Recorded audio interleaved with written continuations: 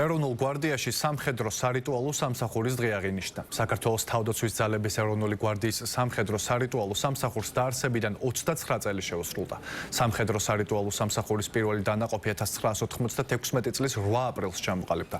იუბილესთან დაკავშირებით ეროვნული გვარდიის ტერიტორიაზე საზეიმო ღონისძიება გაიმართა. ეროვნული გვარდიის უფროსმა ბრიგადის გენერალმა რომან ჯოხაძემ სამხედრო სარიტუალო სამსახურის პირად შემადგენლობას სიტყვით მიმართა. მათ პროფესიული დღე მიულოცა ღირსეული სამსახურისთვის მადლობა გადაუხადა და ქვედანაყოფის მნიშვნელობაზე ისაუბრა. ღონისძიების ფარგლებში სამხედროების უწყებრივი მედლებით დაჯილდოების ცერემონიაც გაიმართა. სამხედრო სარიტუალო სამსახურის სააღლუმო სადღესასწაულო პატივის მიგების, ასევე უმაღლესი რანგის ოფიციალური დელეგაციების დახვედრისა და გაცილების ცერემონიებში მონაწილეობს.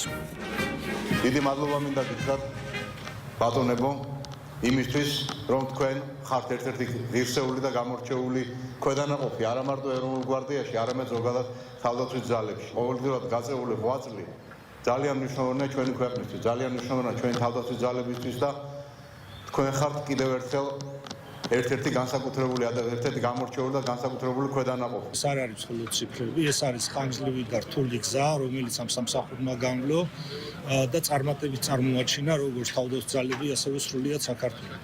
მინდა მიულოცო ეს დღე თითოეულ მერიტუალეს. სულ ყველას უხარია დღევანდელი დღე იმის გულისთვის, რომ ვინც მსახურობთ აქ, წალებია სულ ყველანი მოდივართ ამ სამსახურში და ყველას გვიამაყება, რომ ვართ საპატიო კარაულში და ვართ თავდაცვის ძალებში.